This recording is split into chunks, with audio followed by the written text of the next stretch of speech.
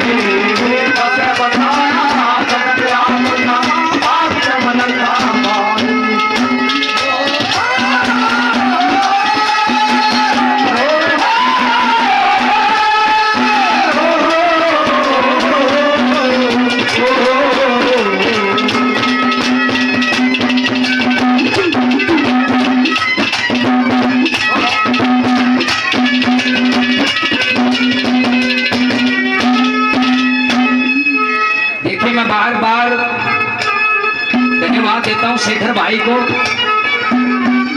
ना तो जो आजकल तमाशा चल रहा है ना नाचना गाना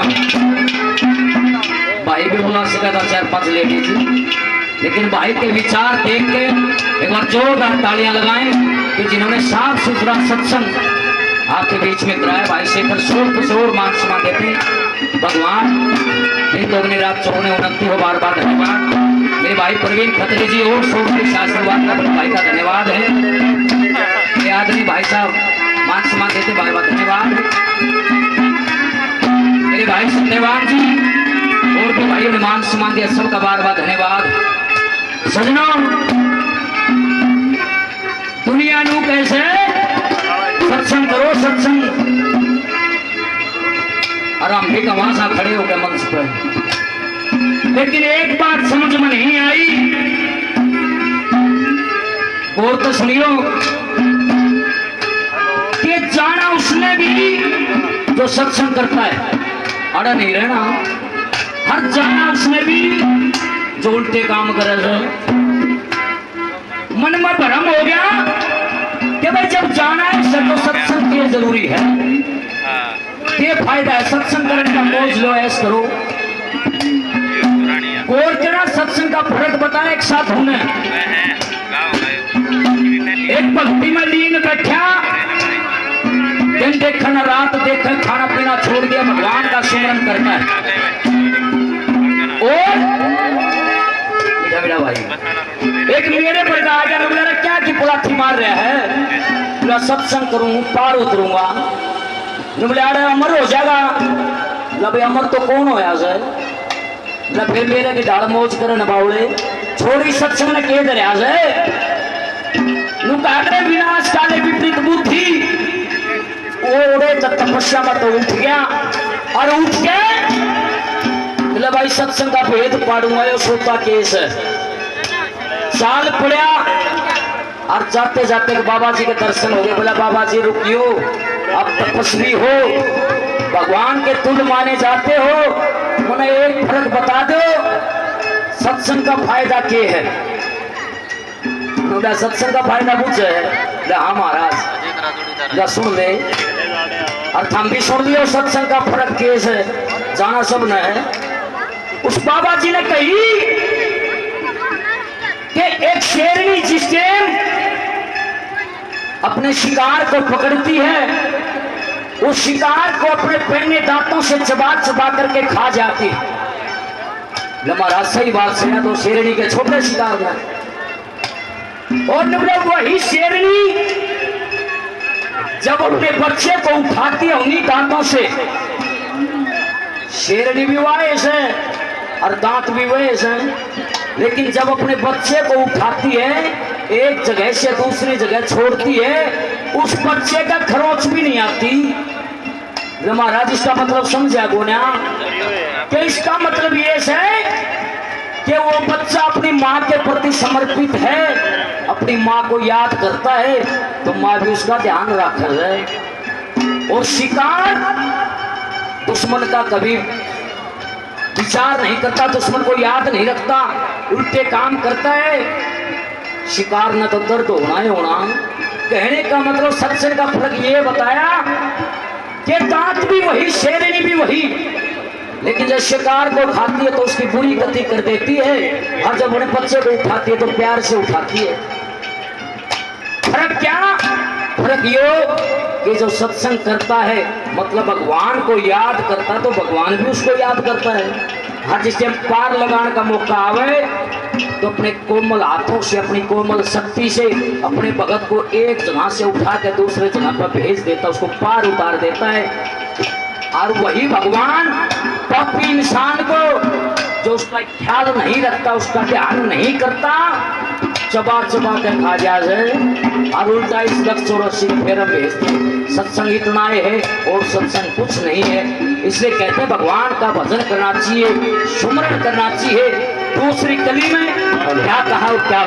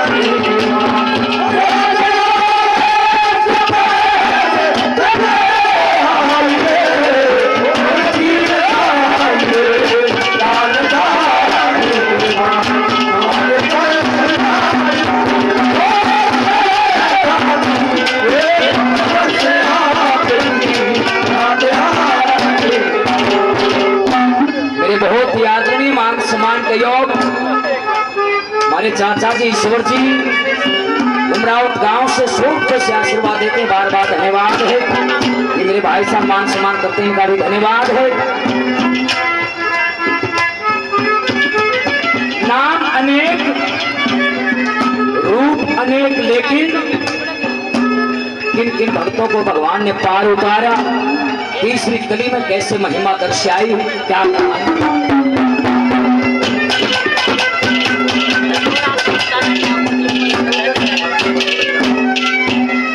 मेरे याद में हमारे अंकल जी शोक पर मान सम्मान करते हैं, बार बार धन्यवाद है। धन्यवाद।